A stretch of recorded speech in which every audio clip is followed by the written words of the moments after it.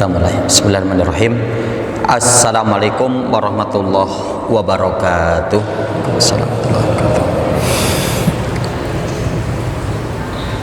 Alhamdulillah, alhamdulillahi kafa wassalatu wassalamu ala nabiyil mustafa wa ala alihi wa ashabihi ahli sidqi wal wafa. Yaqulullahu ta'ala, ya ayyuhalladzina amanu taqullaha haqqa tuqatihi wa la tamutunna illa wa antum muslimun. Faqala ya ayyuhalladzina amanu taqullaha wa qulu qawlan sadida yuslih lakum a'malakum wa yaghfir lakum dzunubakum wa may yuti'illaha wa rasulahu faqad faza fawzan 'azima. Faqala Rasul sallallahu alaihi wasallam, ittaqillaha haitsu ma kunta wa adbi sayyatal hasanata tamhuha wa khaliqin nas bi khuluqin hasanin. Faqala talabul ilmi faridatun ala kulli muslimin. Bapak Ibu hadirin jamaah majelis ilmu Masjid Al-Mu'awanah rahimakumullah. Alhamdulillah, bersyukur kita kepada Allah Subhanahu wa taala atas segala limpahan nikmah, taufik serta hidayahnya, sehingganya pada kesempatan malam hari ini kita dapat melazimi apa yang menjadi kewajiban kita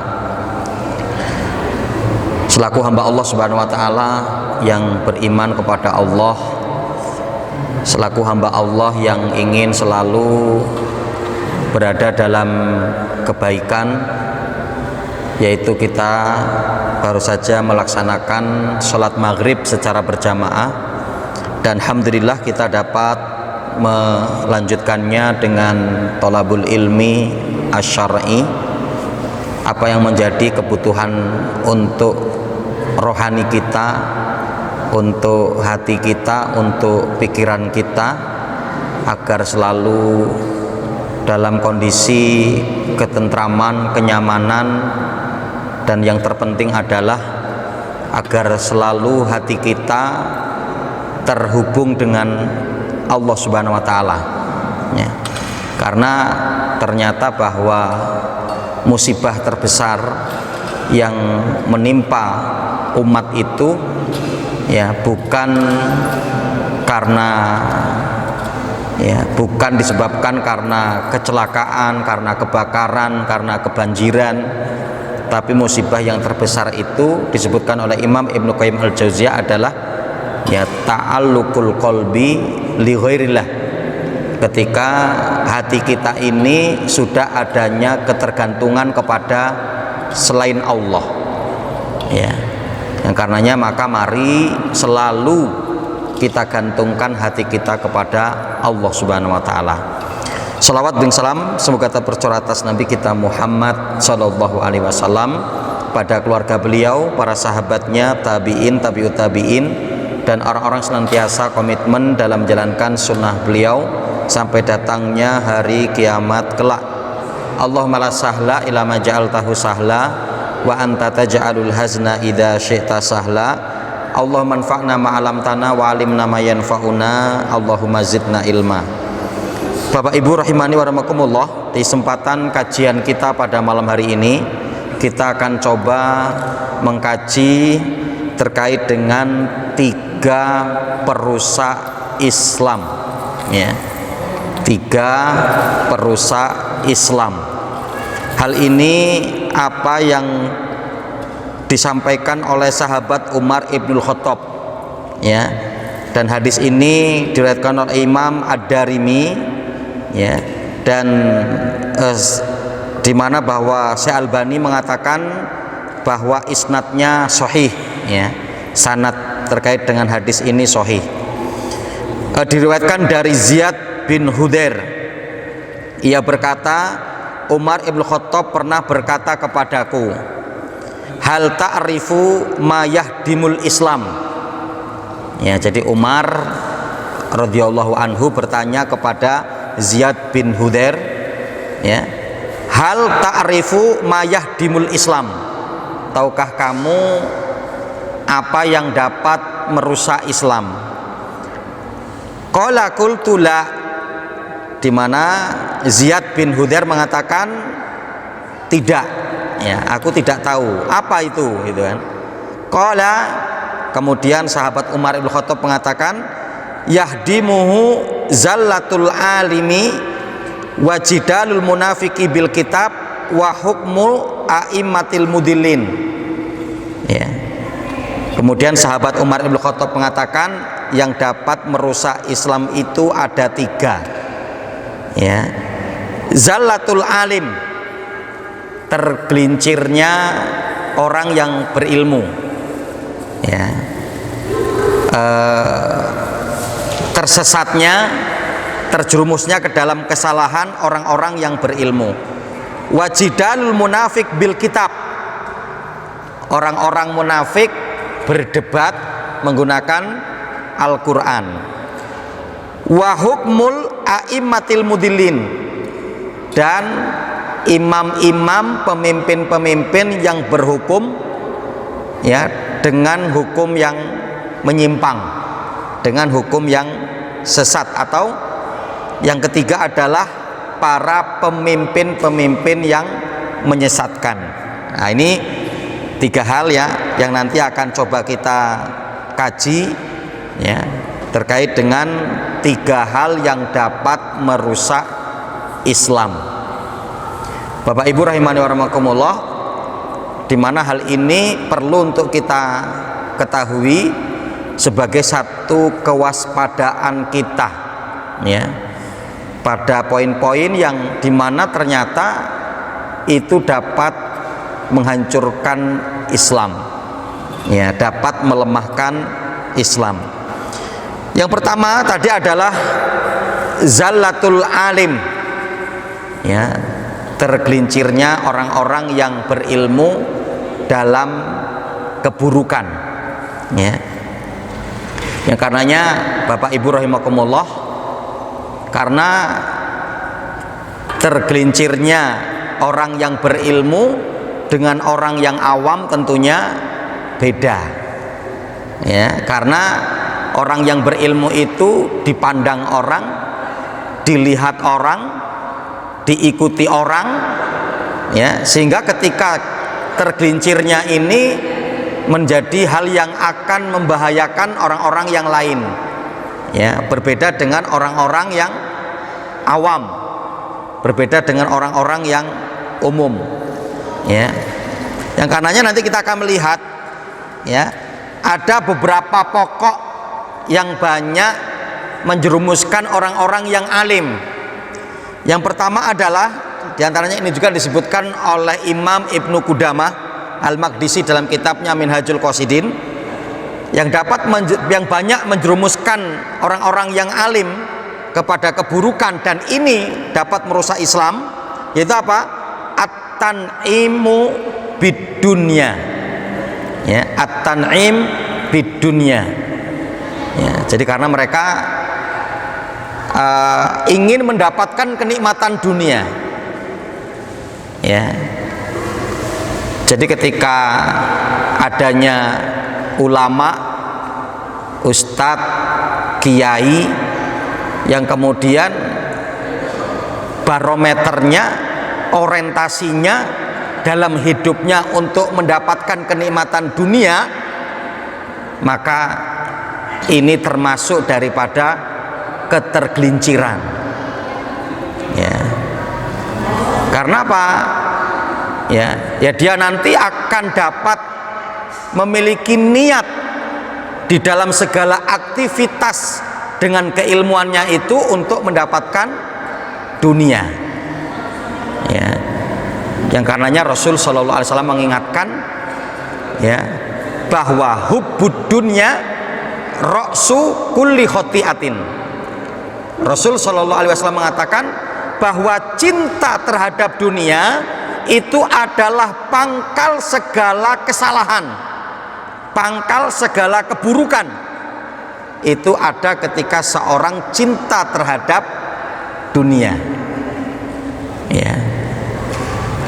Karenanya juga kita akan mendapati bahwa ketika adanya seorang ulama yang cinta terhadap dunia, itu kadang dapat untuk dibeli, ya, sehingga arahan kajiannya, kemudian ya isi-isi ya materi pengajiannya itu nanti dapat untuk disetir, ya, yang karenanya untuk sangat berhati-hati sekali itu adalah ya jangan sampai para ulama itu mendatangi pintu-pintu penguasa, ya. Bahkan sampai ada seorang ulama yang mengatakan, kalau Anda mendapati ada seorang ulama yang sudah masuk ke dalam pintu-pintu penguasa, ketahuilah dia itu adalah lisun, ya. Lisun itu artinya adalah pencuri, ya. Ya, karenanya bahwa untuk menjadi satu kehati-hatian, ya.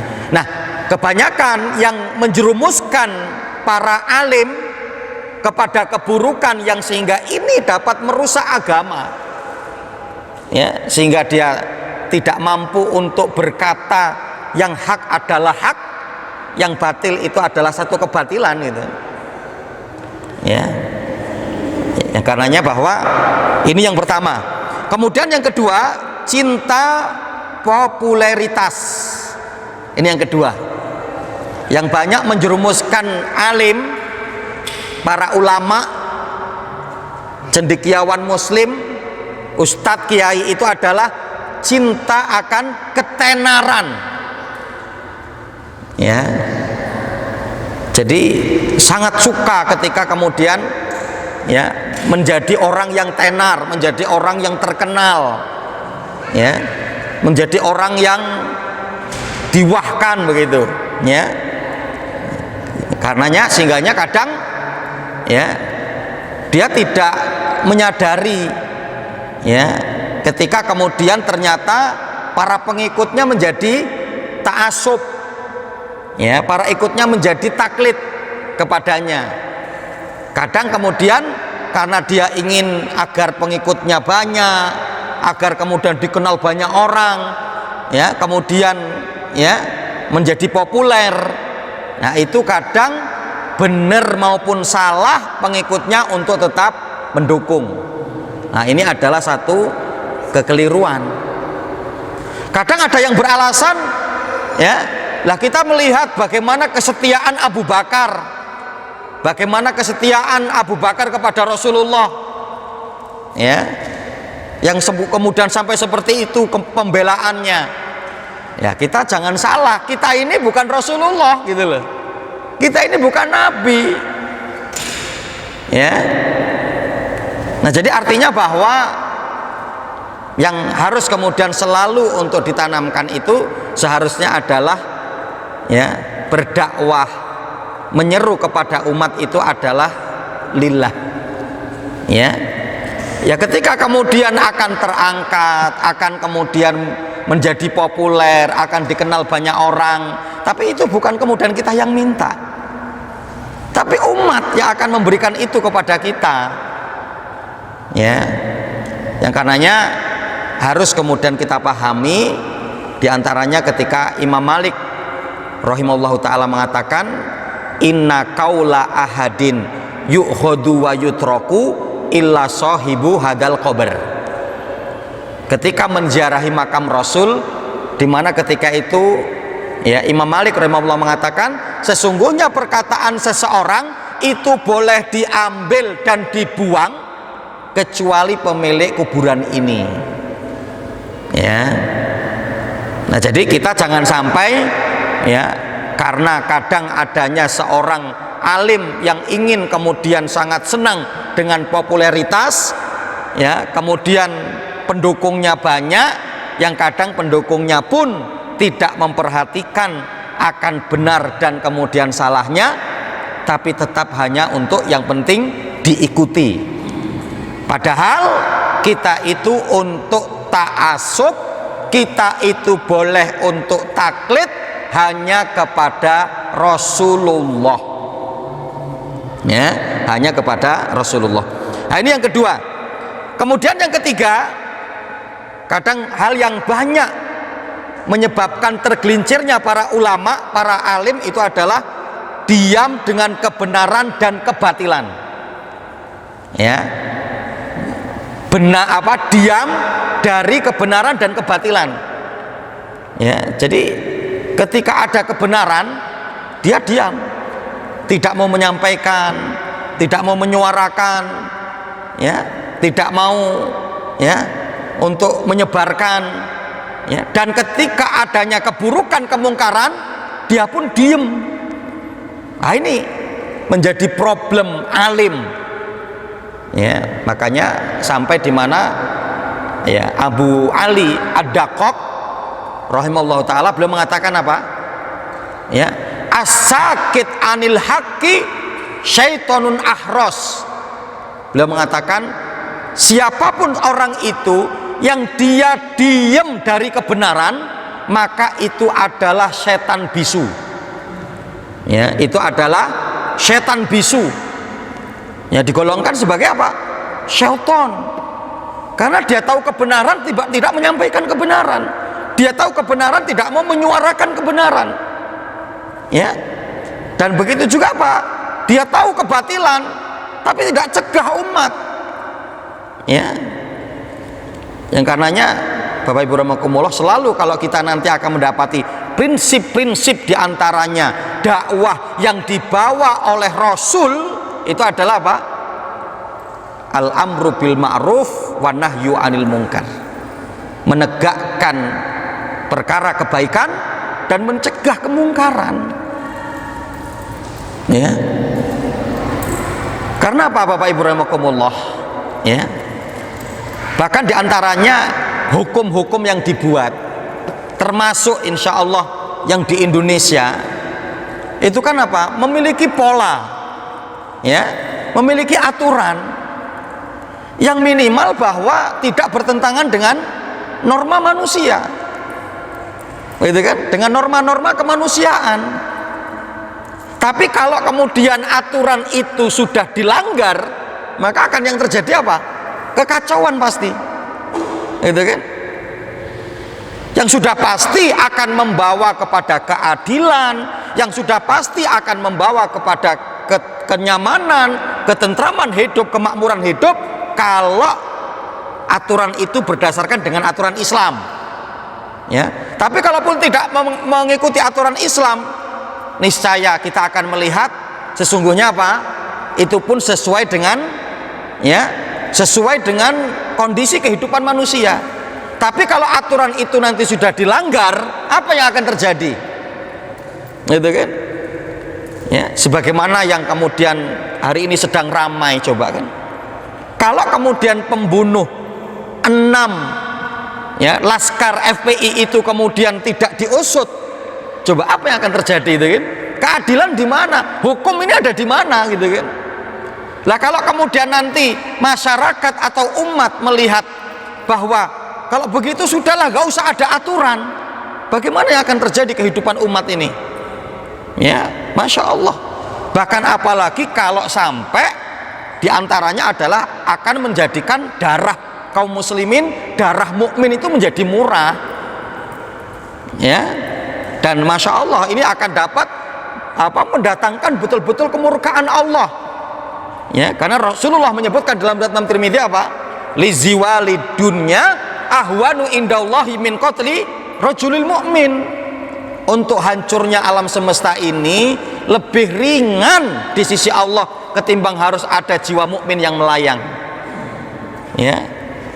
Artinya apa? Lebih enteng bagi Allah, lebih tidak masalah bagi Allah ketika bumi ini dihancurkan oleh Allah ketimbang harus ada darah seorang mukmin yang tertumpah tanpa alasan. Ya. Dan hal ini pun, ya, apa yang telah menjadi prediksi Rasul Shallallahu Alaihi Wasallam dalam riwayat Imam Muslim, Rasulullah mengatakan apa? La taqumus sa'ah hatta yuksara al-harj. Qalu wa mal harju ya Rasulullah? Qala al-qatlu al-qatlu. Hari kiamat itu tidak akan mungkin terjadi kecuali setelah terjadinya banyak al-harj, Ketika Rasulullah ditanya apa yang dimaksud dengan al-harj, Rasulullah mengatakan al-qatlu, pembunuhan dan pembunuhan. Ya. Nah, karenanya kaum muslimin rahimakumullah, ya. Jadi artinya bahwa tidak boleh kita ini diam dari kebenaran dan kemudian diam ketika adanya kemungkaran yang terjadi. Karena apa? Dalam rangka kita untuk menegakkan keadilan.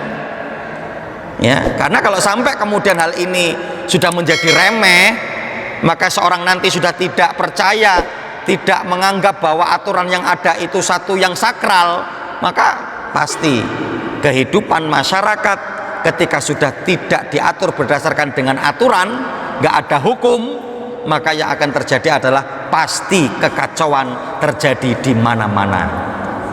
Ya. Nah ini Bapak Ibu rahimakumullah, ya.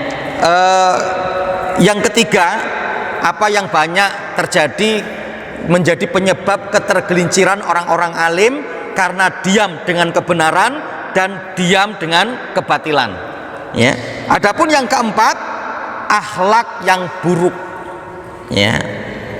Jadi kadang yang menjadi penyebab ketergelinciran seorang ulama, seorang ustadz, seorang kiai itu disebabkan karena akhlaknya. Ya.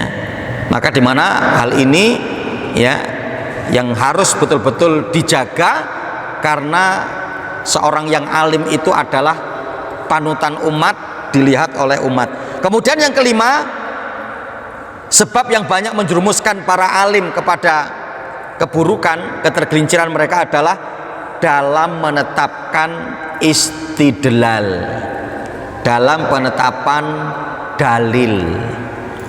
Ya, jadi kadang ya bisa karena sebab mengikuti hawa nafsunya, sehingga kemudian ya akan berkata yang dia nggak ngerti ilmunya. Ya, dia akan menyampaikan yang dia belum tahu, ya, seperti apa kemudian hukum hal tersebut, gitu kan. Ya, dan ini sesuatu yang sangat bahaya, gitu kan, satu yang sangat bahaya. Dan Bapak Ibu rahimakumullah, ada satu hal yang perlu untuk menjadi kaidah dalam berislam kita, ya, bahwa kita pahami betul kita ini sebagai seorang muslim, ya. Dan kemudian dalil yang cukup banyak baik dari Al-Quran maupun hadis. Apa yang menjadi referensi kita? Al-Quran dan Sunnah. Itu sudah menjadi satu jaminan kita tidak akan tersesat, kata Rasulullah, ya, bahwa, ya, kata Rasul sallallahu alaihi wasallam kepada kita, sungguh telah aku turunkan kepada kalian, ya, yaitu dua pusaka yang sangat besar. Ketika kalian berpegang teguh kepadanya, maka kalian tidak akan tersesat selama-lamanya, Al-Quran dan Sunnahku, kata Rasulullah. Ya, Al-Quran dan Sunnahku. Nah, di mana Pak? Pada perkara-perkara yang muhkam, sudah jelas, yang tidak membutuhkan bayan, membutuhkan penjelasan, membutuhkan tafsir, untuk kita imani, untuk kita amalkan. Ya, karena ada hal-hal yang di dalam Al-Quran itu nggak butuh penjelasan, nggak butuh kemudian tafsir, nggak butuh syarah, ya. Karena kalau ditafsirkan, dijelaskan itu malah salah nanti. Contoh diantaranya Pak, yusikumullahu fi auladikum lidzakari mislu hadzil unsayain.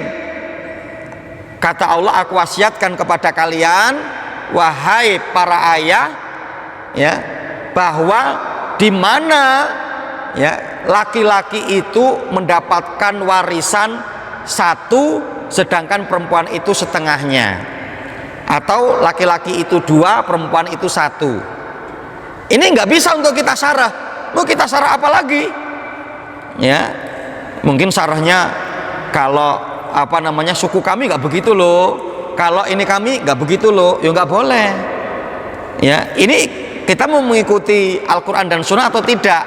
Itu. Nah, ini ayat-ayat muhkam diantaranya, bahwa laki-laki itu mendapatkan satu, perempuan itu mendapatkan setengahnya. Ya. Nah, kepada ayat ataupun hadis yang masih mutasyabih, maka penjelasannya kita perlu penjelasan para ulama. Dan para ulama itu siapa? Para ulama yang muktabar, yang tersambung dengan Nabi Shallallahu Alaihi Wasallam, ya, yang tersambung dengan Rasulullah, ya. Bahkan nanti sampai para ulama itu bisa membedakan adanya ulama salaf dengan ulama kholaf, ya. Ulama salaf itu kan ya 3 generasi utama, nanti ada ulama kholaf. Dan adabnya ketika terjadi perbedaan pendapat antara ulama salaf dengan ulama kholaf, di mana ulama kholaf untuk apa? Kita untuk lebih memilih pendapat ulama salaf. Ya, kenapa? Karena keutamaan mereka kedekatannya dengan Rasulullah. Ya, sesuatu yang masih dekat dengan sumbernya itu ya insya Allah jaminan satu kebaikan. Ya, sebagaimana itu yang kita pahami, sebagaimana mata air di pegunungan itu, ya, ketika dekat dengan sumbernya pasti apa? Jernih, ya, masih jernih. Tapi ketika nanti sudah terus ke bawah, itu sudah mulai keruh, itu ya. Ya, yang karenanya inilah ikhwanu fillah rahimakumullah, ya. Jadi kadang keterjerumusan alim itu diantaranya adalah pada istidlal, ya. Jadi harus hati-hati yang karena ini diikuti oleh banyak orang, ya, diikuti oleh banyak orang. Nah, ini yang pertama, ya, perusak agama itu adalah zallatul alim, ya, tergelincirnya orang-orang yang berilmu. Kemudian yang kedua, ya, yaitu apa? Jidalul munafik bil Quran atau bil kitab, ya, adanya orang-orang yang apa? Munafik mendebat dengan Al-Quran. Orang-orang munafik berbicara berdalil dengan Al-Quran, ya. Maka diantaranya kita nanti di sini mendapati, ya, di mana Rasul Shallallahu Alaihi Wasallam bersabda dalam riwayat Imam Ahmad, innama akhafu ala hadhil ummah kullu munafikin yatakallamu bil hikmah wa ya'lamu bil jur wa ya'malu bil jur, ya, di mana Pak Rasulullah mengatakan sungguhnya yang aku takutkan atas umatku ini, kata Rasulullah, adalah apa? Kullu munafikin, setiap munafik, yatakallamu bil hikmah, ngomongnya baik, ngomongnya lembut gitu ya, tapi apa? Wa ya'malu bil jur, tapi amalannya dolim, amalannya nggak bener, amalannya nggak sesuai dengan ilmunya, ya, amalannya nggak sesuai dengan apa yang dia katakan, ya. Maka apa? Ini bahaya, ya, ini ya mengerikan, ya. Karena apa? Dia sebagai alimul lisan, ya, lisannya itu pinter kalau ngomong, ya, tapi ternyata apa? Dia munafik, dia memusuhi Islam, dia membenci Islam, ya. Maka ini satu yang bahaya. Bahkan kita nanti mendapati juga dalam riwayat yang lain, juga dalam riwayat Imam Ahmad, di mana Rasul Shallallahu Alaihi Wasallam mengatakan, inna amama dajjal sinina khida'ah, sesungguhnya nanti di depan sebelum munculnya Dajjal di akhir zaman itu akan ada tahun-tahun kedustaan, ya, yusaddiqu fihal kadzib wa yukadzibu fiha shadiq. Pada waktu itu orang yang jujur didustakan, orang yang pendusta dibenarkan. Masya Allah, ya, akan terjadi kondisi itu gitu loh, ya. Jadi kalau kita ingin berbuat benar, itu ya dikatakan salah, ya, karena tidak sesuai dengan pikiran mereka, tidak sesuai dengan aturan mereka, itu kan, ya. Jadi orang yang jujur didustakan, orang yang dusta justru dibenarkan, ya. Dan apa kata Rasulullah? Wa yatakallamu fiha ruwaibidah, pada waktu itu akan adanya Ruwaibidah yang dia suka bicara, suka komentar, suka ngomong. Ketika Rasulullah ditanya, "Wama ruwaibidah?" Ya Rasulullah, apa yang engkau maksudkan dengan ruwaibidah itu? Maka apa kata Rasulullah?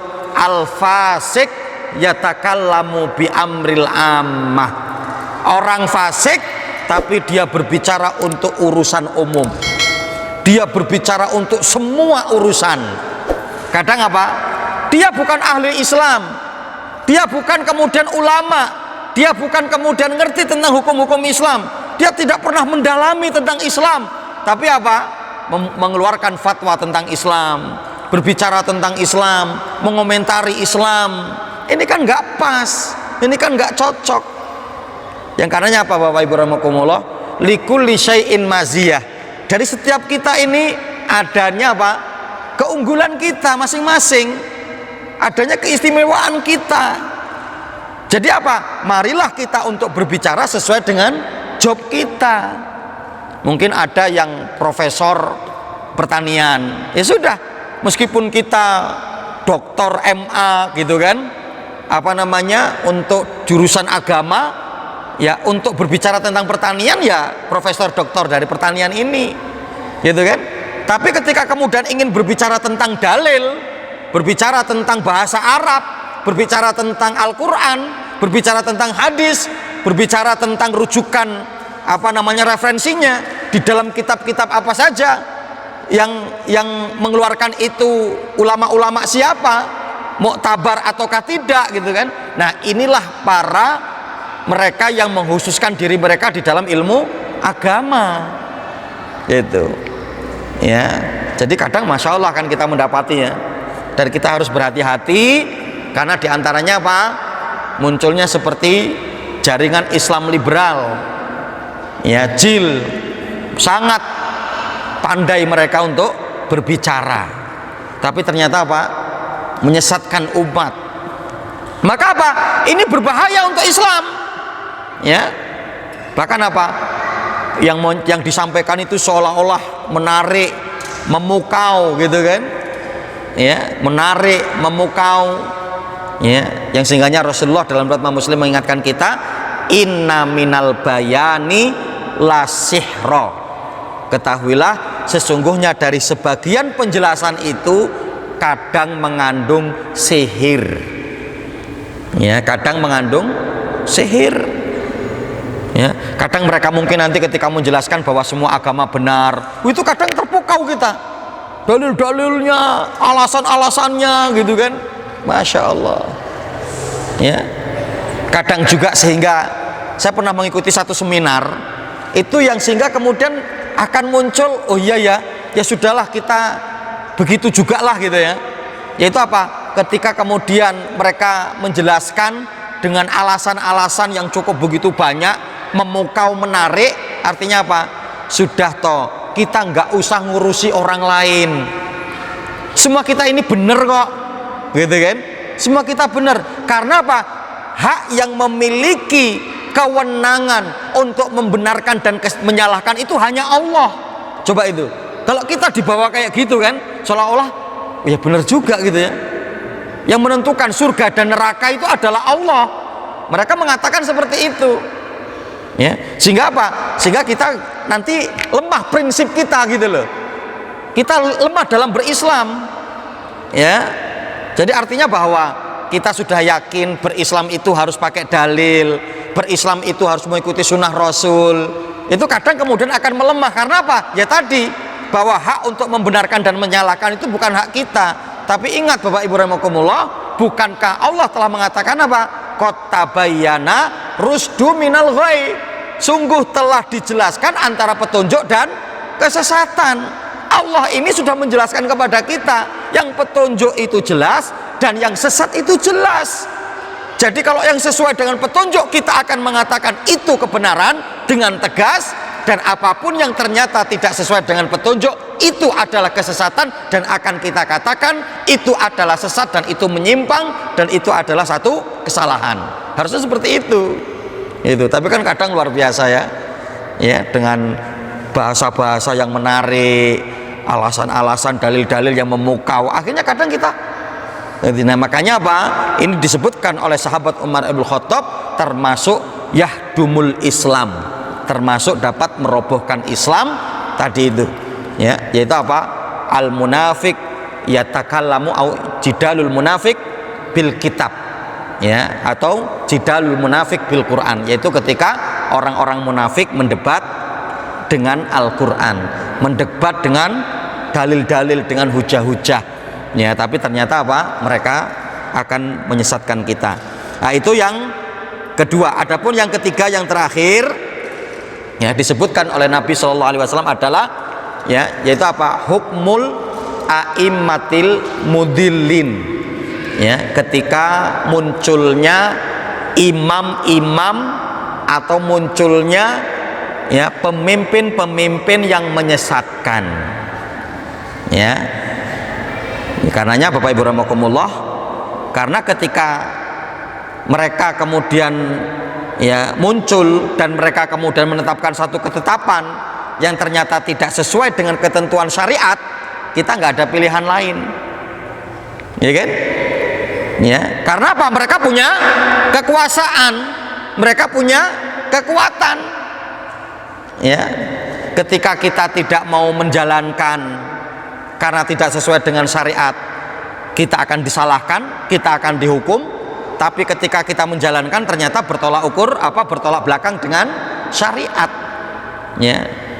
Sehingga kita pernah mendapati apa yang disampaikan oleh sahabat oleh Imam Abdullah bin Mubarak, yang beliau mengatakan sinfani minan nas idza sholaha sholahan nas wa idza fasada fasadan nas qila manhum qala al muluku wal ulama. Ya, Imam Abdullah bin Mubarak mengatakan ada dua jenis manusia. Kalau dua jenis ini baik, akan menjadi baik semua manusia. Tapi kalau dua jenis ini rusak, akan menjadi rusak semua manusia. Ketika beliau ditanya siapa mereka, beliau mengatakan al muluk. Yang pertama adalah yang memiliki kekuasaan, dan yang kedua adalah al ulama.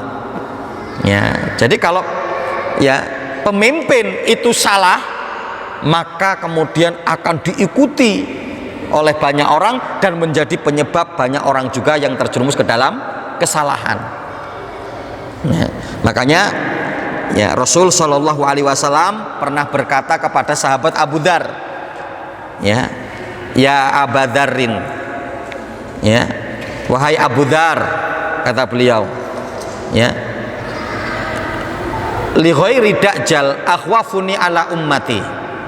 Rasulullah mengatakan, wahai Abu Dzar, ada sesuatu yang aku takutkan atas umatku selain fitnah dajjal. Maka Abu Dzar bertanya, ya Rasulullah, ma akhwafuka ala ummatika min ghairi dajjal. Ya Rasulullah, apa fitnah yang engkau takutkan, ya, atas umatmu selain daripada fitnah dajjal? Yang aku pahami bahwa fitnah dajjal itu adalah fitnah terbesar, fitnah terdahsyat. Ternyata ada fitnah yang lain. Apa kata Rasulullah? Rasulullah kemudian mengatakan a'immatul mudillin, para imam-imam, para tokoh, para pemimpin-pemimpin yang menyesatkan. Ya, nah ini yang kemudian akan menjadi perusak Islam. Ya, karena nanti diantaranya dia akan menentukan kebijakan-kebijakan, menentukan aturan-aturan yang tidak sesuai dengan aturan Islam. Nah, Mbak, ya, jadi ketika kita melihat gitu Pak, ya, secara dohirnya, ya, secara dohir, karena jelas bahwa mereka itu melindungi ulama, melindungi ustadz, ya, habib, ya, kemudian juga menjaga, ya, dan ternyata dengan itu membawa kepada kematian mereka, maka, ya, insya Allah kita memandangnya itu sebagai syahid, ya, itu sebagai satu kesyahidan, ya, karena, ya, dimana bahwa kalau kita akan melihat, ya, yaitu di medan tempur gitu, karena demi untuk menyelamatkan. Dan dulu di kalangan para sahabat itu seperti itu gitu. Dan artinya bahwa kita melihat juga secara zahir bahwa yang dibela ini juga memiliki kapasitas gitu loh ya. Jadi bukan membela sesuatu yang salah gitu kan, bukan membela sesuatu yang kosong gitu. Nah, tapi ini betul-betul memang kita melihat secara zahir bahwa beliau Ustadz Habib Rizik memang di mata umat itu ya memiliki izah, memiliki kemuliaan karena keimanannya, amal solehnya, kemudian ketegasannya dalam amar ma'ruf nahi mungkar gitu. Nah, jadi ya dengan hal ini insya Allah kita memandangnya sebagai syuhada ya, sebagai syahid ya, sebagaimana yang kemudian kita prasangkakan kepada Allah Subhanahu wa taala. Adapun pada hakikatnya itu semua nanti kita kembalikan kepada Allah Subhanahu wa taala. Kita hanya menghukumi ketika di dunia. Wallahu alam. Silakan wala amma ba. Tentunya kan kadang terjadinya perselisihan, terjadinya perbedaan itu kan kadang adanya pemicunya gitu ya. Adanya pemicunya. Dan adanya pemicunya ini kadang tidak tersingkap gitu ya, tidak tersingkap sehingga kita tidak tahu gitu kan, yang sehingga mungkin munculnya suudon gitu kan, munculnya saling memfitnah, memburukkan gitu ya, yang mana bahwa kondisi ini nanti di sana kan akan terungkap gitu kan, akan terungkap ya. Maka diantaranya dalam surat Yasin itu kan dikatakan ya, yauma nakhtimu ala afahim wa tukallimuna aidihim wa tashhadu arjuluhum bima kanu yaksibun. Pada hari di mana bahwa mulut-mulut mereka nanti akan kita kunci, kemudian tangan mereka yang akan berbicara, kaki yang kemudian akan menjadi saksi dari apa yang kemudian mereka kerjakan gitu. Nah, sehingga nanti di sana akan terungkap gitu. Sehingga nanti kita akan lihat, akan tahu bahwa oh memang berarti ini yang benar, ya kan begitu. Nah, dengan ketika kita mengetahui terkait dengan hal itu, maka ya sudah akan timbul kelapangan, kelegowoan, itu kan, karena dimana bahwa itu sudah terungkap gitu kan, itu sudah terungkap. Ya ini satu. Kemudian yang kedua, tentunya bahwa ketika sudah di dalam surga itu sudah nggak ada keburukan, ya. Jadi ketika tadi bahwa nanti kemudian mereka berdua itu sudah di dalam surga, itu bagaimana? Bahwa ketika sudah di dalam surga itu sudah tidak ada lagi keburukan. Ya, pokoknya di sana itu ya seorang sudah, karena semua itu sudah final, gitu ya. Semua itu sudah final, semua itu sudah selesai. Ya, semua itu sudah final, semua itu sudah selesai, di mana seorang itu tinggal menikmati saja. Gitu kan, tinggal menikmati, tinggal menjalankan ya, karena di sana itu udah nggak ada kesusahan, nggak ada kesulitan, nggak ada kepayahan, nggak ada iri, nggak ada dengki, nggak ada penyakit hati gitu ya. Pokoknya semua dalam kondisi kebahagiaan. Itu yang sehingganya kalau tadi konteksnya itu di mana ketika mereka sama-sama nanti dimasukkan ke dalam surga, apakah masih ada terjadi seperti itu? Insya Allah sudah tidak ya, karena artinya apa? Itu kan memang pokoknya kalau sudah masuk ke jannah itu sudah final kan, sampai di mana sahabat Abu Bakar kan mengatakan begitu ya, kalaulah kaki kananku sudah masuk surga, yang kiri belum ada jaminan, saya belum tenang gitu loh. Karena kalau kita ini belum ada jaminan masuk surga, memang belum bisa tenang kita gitu, belum bisa tenang. Seapapun kebahagiaan yang kita miliki gitu kan, sebanyak apapun harta yang kita miliki gitu kan, tapi kan belum ada ketenangan gitu ya, belum ada kenyamanan. Jadi contoh nih ya, ternyata kemudian kita satu waktu menikahi 4 gadis gitu lah. Paling kan yang paling menyenangkan seorang itu kan kalau menikah gitu kan istilahnya ya. Ketika menikah, suruh milih menikahi 4 gadis dalam satu waktu atau dimasukkan surga. Ya masuk surga. Wong di sana malah 27 bidadari kan, artinya begitu kan? Ya, di sana malah 27 bidadari, sudah semuanya apa namanya aman ya. Bahkan kalau perempuan itu ya nggak melahirkan, nggak nifas, nggak haid, nggak sakit gitu kan, makanya masya Allah gitu kan. Ya, artinya Jadi kalau sudah masuk surga itu pokoknya sudah final lah. Orang udah nggak ada yang protes gitu ya. Masa ada protes, ya Allah kenapa saya masuk surga? Udah dimasukin surga mbok diem gitu loh, gitu kan, untuk bersyukur gitu kan. Kamu dimasukin surga gitu kan, ya kamu sudah dimasukkan ke dalam surga. Maka nanti di sana artinya berbagai macam ketenangan, ketentraman, tidak ada kegaduhan, tidak ada keributan, tidak ada penyakit hati, ya tidak ada maksiat, tidak ada dosa, dan juga di sana sudah tidak ada amal, gitu kan. Kecuali kalau nanti para ulama menyebutkan itu apa, terkait dengan zikir, ya, yang masih ada itu adalah zikir. Tapi untuk ibadah yang lain nggak ada. Apakah kita di surga masih untuk sholat? Tidak. Apakah kita di surga masih untuk puasa? Tidak. Sholat, puasa, baca Quran, amalan-amalan ibadah yang kemudian butuh kerja keras kita ini ya hanya di dunia saja. Nanti di akhirat kita sudah hanya untuk menikmati hasil. Ya, mungkin begitu Mas. Wallahu a'lam bishawab. Mudah-mudahan apa yang disampaikan pada kesempatan kajian di malam hari ini bermanfaat. Aku qouli hadza, astaghfirullahaladzim li wa lakum wa lisairil muslimin fi kulli jamil aqtar. Wabillahi taufik wal hidayah. Wassalamualaikum warahmatullahi wabarakatuh.